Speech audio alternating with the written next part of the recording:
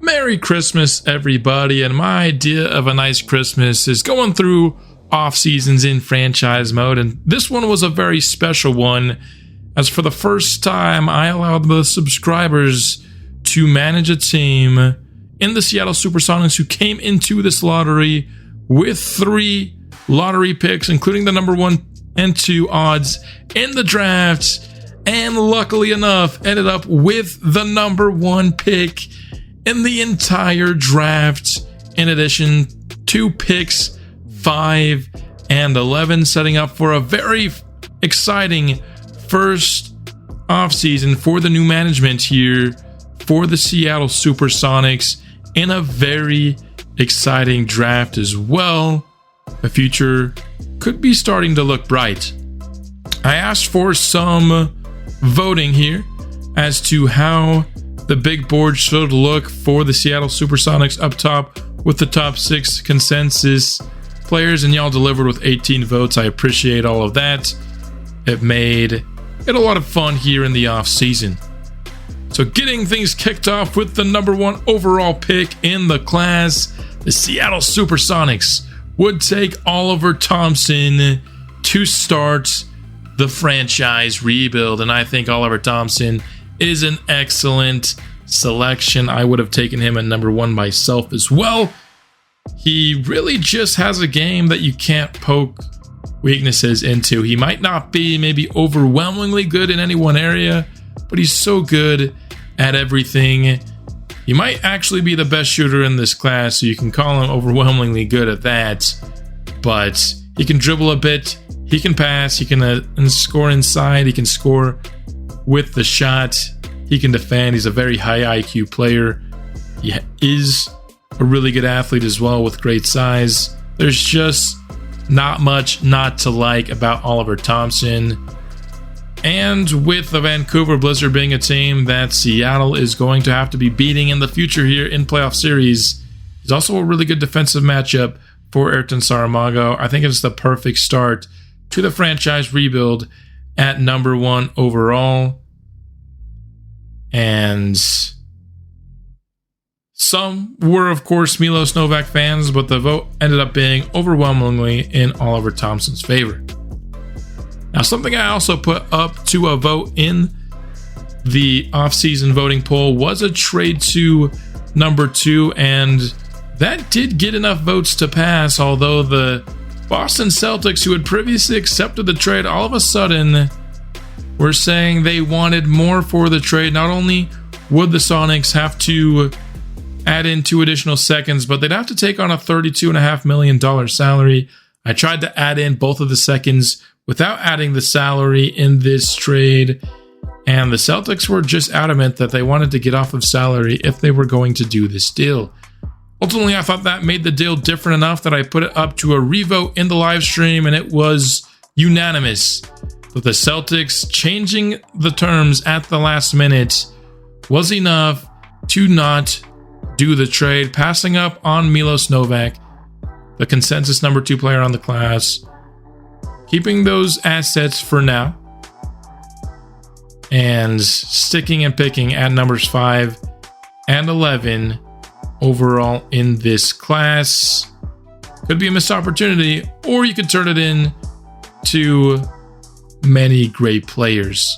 Up at pick 5 here, a little bit of a weird situation with only the 2 centers in the top 6 available. You already have Paunescu on the roster, but there was one guy that the voting was very fond of, and that is Tommy McGee at the center spots. I think those who voted see Tommy McGee as a better long-term center prospect than Paunescu, and you can see why. He is an absolute insane athlete, 6'11", 270 pounds, overwhelming strength, has a very high vertical, had a 44-inch vertical leap at the combine to lead that category. Tommy McGee has flashes of being just a dominant big in the league, and while he's certainly the longest term project of anybody that went high in this class, his potential is up there with everybody else And that was kind of the theme of the voting here. People were going for potential over day one impact, and in year one of a rebuild, I think that's a solid strategy. And Tommy McGee will be a part of the squad for the upcoming season.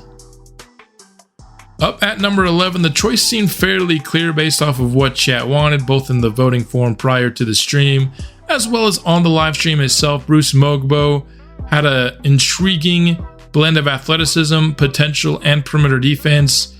Had that all-star ceiling, and while the offense is still, quite a ways away, 6'7", 204 pounds is awesome size for the two-guard spot as well. So seemed the clear route to go at number 11 for the squad.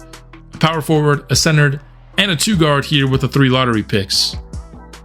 While there was no second-round pick on the team, they did decide to trade a couple of seconds to pick up the last pick of the first round. 2 selects Swedish point guard Ulf Nordberg, who was identified late in the draft process as a potential target for the squad. Great size for the position. After the draft, we take our first look at the official ratings for these players. Oliver Thompson, Limitless Range is an awesome badge to have for him. And once again, just echoing what I said during the draft, just not much in the way of weaknesses for this player. He looks like someone who can become an all-around superstar and great building block, number 1 option into the future. That potential looks really great for him. Also wanted to take a look at the guy that the team decided to ultimately pass on in the stream. If you're asking me personally, I think I would have done the trade. Just getting that superstar duo in year 1 would have been super valuable, but y'all decided against it, and it'll be fun to see which route ends up being the better one going forward. That's why I love doing a subscriber-led team. You guys don't always do what I would do, and it makes it really fun. And Tommy McGee here, looking great with the potential, looking great with the athleticism, will be a solid rebounder early in his career with a ton of room to grow. Mogbo here, as expected, has a long way to go with the offense, but the perimeter defense starts in a really nice spot with him, and the potential is looking good. That was the goal here in the first draft, is to get potential, and you have 3 probable long-term starters in your first draft in the lottery. That's a really good start to the rebuild. And then Ulf Norberg here, the guy that you added to be the backup point guard. That was a sketchy spot on the roster for next year. Norberg doesn't really have much potential to be anything other than a backup, most likely in his career, but that's, again, really what you drafted him to be. You didn't give up much. A pair of seconds isn't really going to harm you in the long run. Heading now to free agency, the first priority was to bring back the veterans that were on the squad last year that can count as both mentors and as guys that you can play. That's a really nice asset to have in a draft-only franchise. Have a bit of a 2-for-1 in a guy that can play and mentor at the same time. So relocking up Caleb Martin and Paul George was the first priority, but there was also some more mentors to add. Jonas Valanciunas, for example, Drew Holiday as well. There are a few really nice young guards on the roster, so Drew Holiday as a mentor will really be helpful for those guys. Next up on the list, we had D'Angelo Russell. Holiday has all the defensive badges for a guard. D'Angelo Russell more offensive focused with those badges. And then the chat also wanted Royce O'Neal to be that final mentor on the squad, so we made that happen as well. And then just because of the rules of a draft-only franchise, you need 12 quote-unquote draft-only players. So to fill out that roster, you needed one more undrafted free agent to sign to a 2-year contract. Now headed to the offseason progression screen. Not going to see a ton on it this year just because a lot of your core is now rookies. But you do see a big jump for Florin Paunescu here at the center spots. Could be some heavy competition early on in their careers between Paunescu and Tommy McGee.